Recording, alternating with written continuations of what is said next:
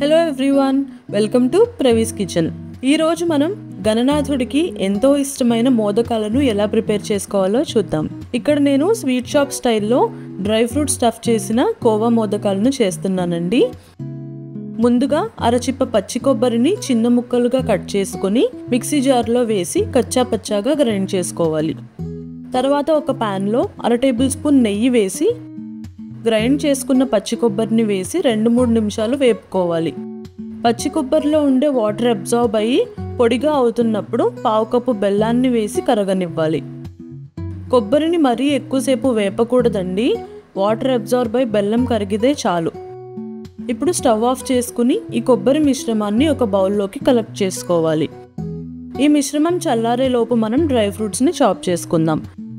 2 table స్పూన్ల బాదం పప్పుని తీసుకొని ఇలా సన్నగా చాప్ చేసుకోవాలి. అదేవిధంగా 2 టేబుల్ స్పూన్ల జీడిపప్పుని కూడా సన్నగా చాప్ చేసుకుని పక్కనుంచుకోవాలి. ఇప్పుడు కొబ్బరి మిశ్రమం చల్లారిన తర్వాత దంచుకున్న 4 యాలకుల పొడిని, చాప్ చేసుకున్న బాదం పప్పు, జీడిపప్పుని వేసుకోవాలి. తర్వాత 1 టేబుల్ స్పూన్ కిస్మిస్, 1 టేబుల్ స్పూన్ గసగసాలు వేసి అన్నీ కలిసేలా మిక్స్ చేసుకోవాలి. ఈ స్టఫింగ్లోకి గసగసాలు వేస్తే చాలా బాగుంటుందండి, కుదిరితే స్కిప్ చేయకండి. తర్వాత ఇక్కడ చూపిస్తున్నట్టు ఈక్వల్ సైజులో చిన్న చిన్న బాల్స్లా రోల్ చేసుకుని ఒక ప్లేట్లో పెట్టుకోవాలి. ఈ బాల్స్ని ఇలా తిన్నా కూడా చాలా బాగుంటాయండి. ఫ్రిడ్జ్లో స్టోర్ చేసుకుంటే 1 వీక్ వరకు నిలవ ఉంటాయి. తర్వాత వేరే ప్యాన్లో 1/2 కేజీ పచ్చి కోవాని వేసి కలుపుకోవాలి. కోవా కాస్త నీరు వదులుతున్నప్పుడు 1/2 కప్పు పంచదారని వేసి కరగనివ్వాలి.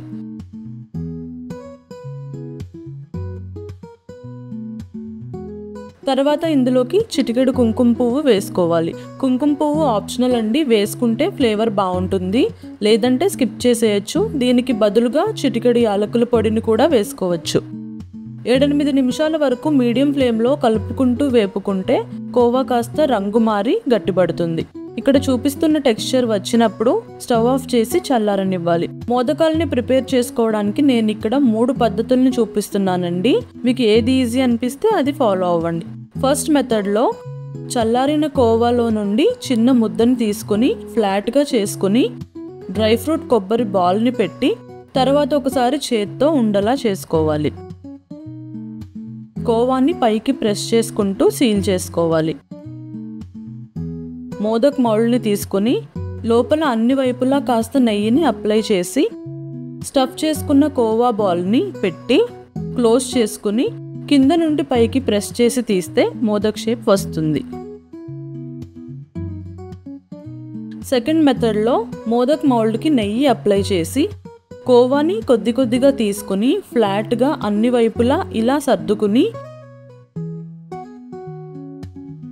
మధ్యలో డ్రై ఫ్రూట్ స్టఫింగ్ని పెట్టుకొని ప్రెస్ చేసి తీస్తే మోదక్ షేప్ వస్తుంది. థర్డ్ మెథడ్లో మోదక్ మౌల్డ్ లోపల నెయ్యి అప్లై చేసి మౌల్డ్ని క్లోజ్ చేసుకుని కోవాని లోపల అన్ని వైపులా కాస్త మందంగా సర్ది డ్రై ఫ్రూట్ స్టఫింగ్ని పెట్టి మళ్ళీ కోవాతో క్లోజ్ చేసుకుని మౌల్డ్ని ఓపెన్ చేస్తే మోదక్ రెడీ. నేనైతే ఫస్ట్ మెథడ్ని ప్రిఫర్ చేస్తానండి. ఇవేవి కాదు, మోదక్ మౌల్డ్ లేదు అంటే కనుక ఇలా చేత్తో అయినా మోదక్ షేప్ చేసుకోవచ్చు. స్వీట్ షాప్ స్టైల్లో అన్నం కాబట్టి అపియరెన్స్ కోసం సిల్వర్ ఫాయిల్ని అంటించుకోండి. ఇది పూర్తిగా ఆప్షనల్ అండి, సిల్వర్ ఫాయిల్ లేకపోతే స్కిప్ చేసేయండి. ప్రాసెస్ కాస్త ఎక్కువే అయినా తక్కువ ఖర్చుతో టేస్టీగా ఇంట్లోనే చేసుకోవచ్చు. ఈ వినాయక చవితికి మోదకాలని ఇలా చేశారంటే అప్రిసియేషన్ గ్యారంటీ అండి.